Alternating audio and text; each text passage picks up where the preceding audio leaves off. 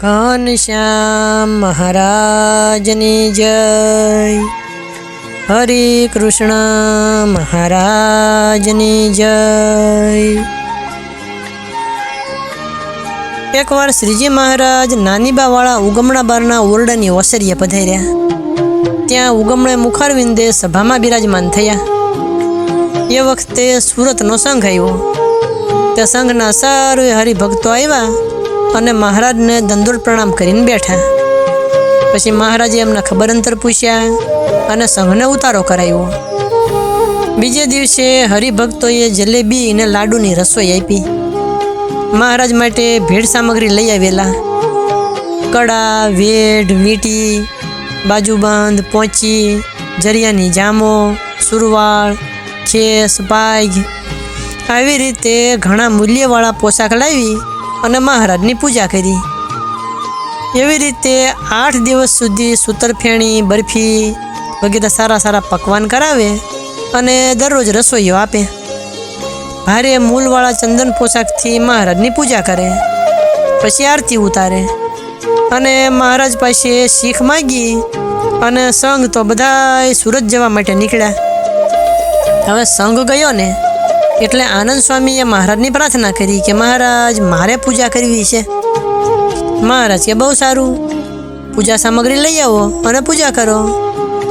એ વખતે મહારાજ એને એ જ ઓરડે વિરાજમાન હતા। સ્વામી પૂજા કરવા આવ્યા તે મહારાજે એક વસ્ત્ર ધારણ કરેલું અને સ્વામીએ 6-7 ભાતનું ચંદન લાવી અને મહારાજને શરીરે અને ભાલને વિશે ભાત પાડીને અર્ચન કર્યું। પછી કંકુનો ચાંદલો કર્યો અને છાતી, ઉદર, 2 હાથ, ગોઠણ, પીંડિયું, સાથળ, ચરણ એવી રીતે મહારાજને ચંદન ચર્ચ્યું અને શ્રીજી મહારાજની શોભા ઘણી આવી।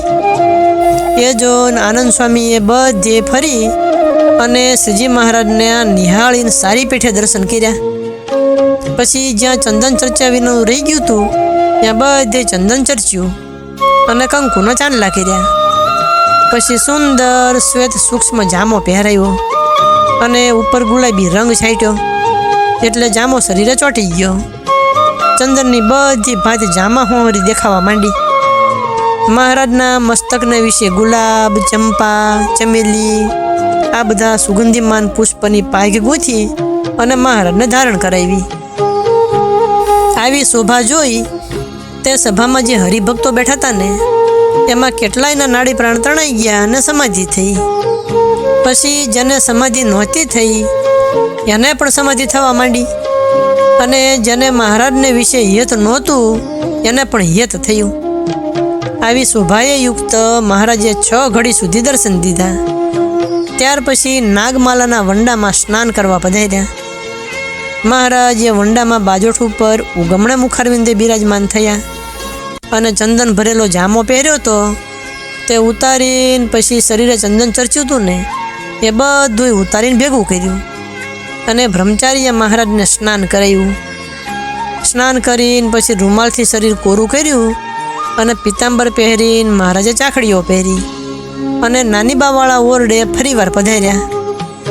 એ વખતે મહારાજે એક પિતાંબર પહેરેલું અને ઉઘાડું મસ્તક આવી રીતે બિરાજમાન થયા। મહારાજના મુખારવિંદની આગળ સભા ભરાઈને બેઠી હતી। એ વખતે માંગરોળના ગોરધનભાઈ આવ્યા। એને જોઈ નિત્યાનંદ સ્વામીએ કીધું કે ગોરધનભાઈ તમે ક્યાં ગયા હતા? આવો મોટો લાભ અને આનંદ આવા રૂડા દર્શન કરવામાં તમે રહી ગયા? સ્વામી કે મહારાજની આનંદ સ્વામીએ પૂજા કરીને તે મહારાજની એવી શોભા હતી કે કોઈ દિવસ જોઈ નહોતી અને તમે દર્શન કર્યા વિનાના રહી ગયા। તમારે બહુ મોટી ખોટ ગઈ, કારણ કે એ વખતે જો તમે હોત તો બહુ મોટો લાભ મળત। અમને તો એ શોભા જોઈને બહુ આનંદ આવ્યો। મહારાજ કે એ ગોવર્ધનભાઈને તો અમે એક કોપિનભર બેઠા હોય ને તો પણ આનંદ આવે અને શોભાએ યુક્ત બેઠા હોય તો પણ આનંદ આવે। પછી સ્વામી કે મહારાજ એવો કાંઈ થોડોક સરખો આનંદ હોય? શોભા જ્યારે આપની હોય ત્યારે આનંદ પણ વિશેષ હોય। મહારાજ કે ગોરધનભાઈની વાત જુદી છે અને તમારી પણ વાત જુદી છે। એવી રીતે મહારાજે ગોરધનભાઈનો મહિમા કીધો. એકવાર મહારાજ દાદા ખાચરના દરબારમાં લીમડા નીચે સભામાં બિરાજમાન હતા. એ વખતે ઠવી ગામના કોળી પટેલ ભગા ભક્ત હતા ને તે મહારાજના દર્શને આવ્યા.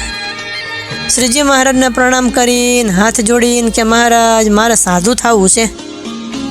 મહારાજ કે તારો જીવ બહુ બળ્યો છે ને તે તું ઘરમાં રહીશ તો પણ ત્યાગી જેવો જ રહીશ. પછી એ ભગત ઘરે ગયા અને ઘરનું જે મનુષ્ય હતું એને લખાણ કરી દીધું અને પછી ત્યાગી થયા. તે જીવન પર્યંત નૈષ્ઠિક વ્રત પાડ્યું અને ઘરે રહ્યા થકા એવી જ ટેક રાખી. પછી તો ફરીવાર મહારાજના દર્શન કરવા માટે એ ભગત ગઢપુર આવ્યા. મહારાજ તો અક્ષરવડીમાં પડેલા તે મહારાજના દર્શન થયા નહીં. પછી દિવાલ ચણવાનું કામ ગણપતિની દેરીની પાછળ ચાલતું હતું. એટલે કારખાનાવાળા જે પાર્ષદો હતા ને એમણે ભગતને બોલાવ્યા. પાર્ષદો કે ભગત અહીંયા આવો, આ દિવાલનું કામ ચાલે છે ને એમાં જરા તમારી જરૂર છે. તમે આ માટીના પીંડા લેવડાવો અને મહારાજ હમણાં જાગૃત થશે ને એટલે અહીંયાથી દરબારમાં પધારશે ત્યારે તમે દર્શન કરજો. પછી એણે તો પોતાના વસ્ત્ર હતા તે એક બાજુ મૂક્યા અને ભીની માટીમાંથી જે બધો ગારો હોય ને કડિયાને આપવા માંડ્યો.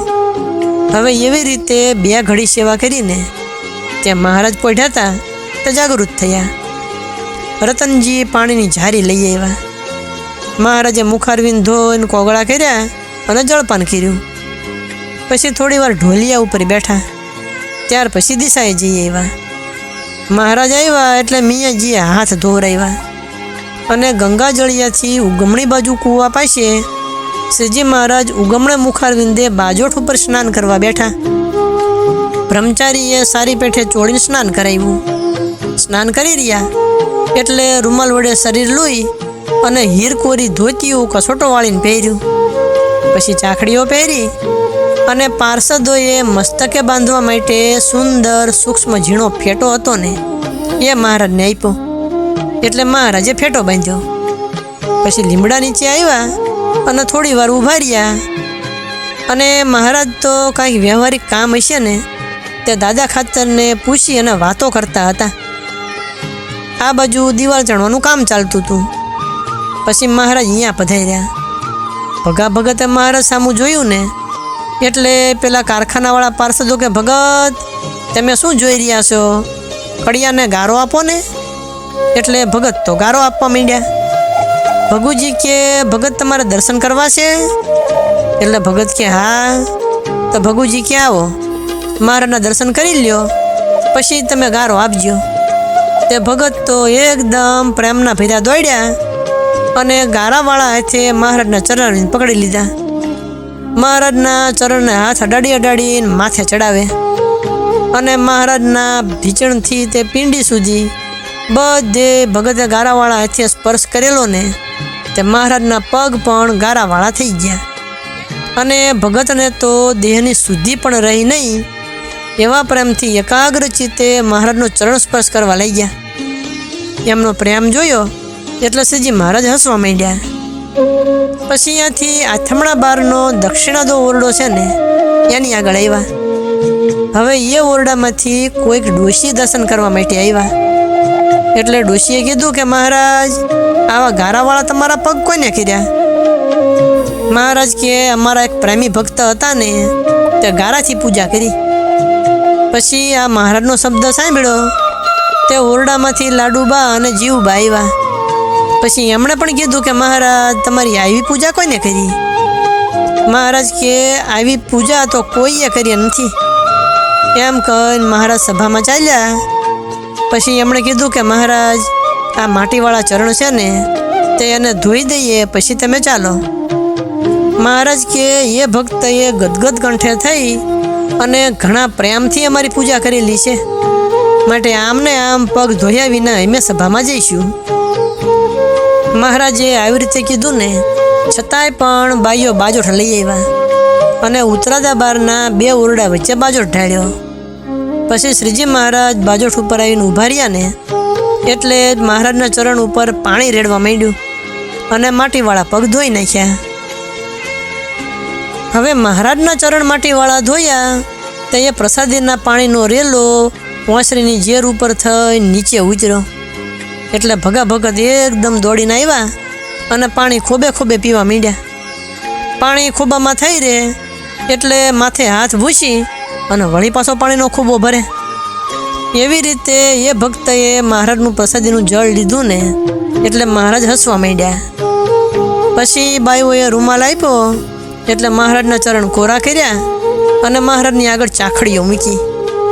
ચાખડીઓ ઉપર ચડીને મહારાજ ઉગમણા બારના ઓરડાની ઓસરીએ સભામાં બિરાજમાન થયા. મહારાજ ડોલિયા ઉપર બિરાજમાન થયા ને એટલે ભગા ભગત સભામાં આવીને સામા બેઠા.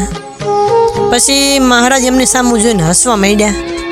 એટલે સભામાં હરિભક્તોએ કીધું કે ભગત, તમે ગારાવાળા હાથે પગે અને મસ્તકે છો એટલે મહારાજ રાજી થયા છે.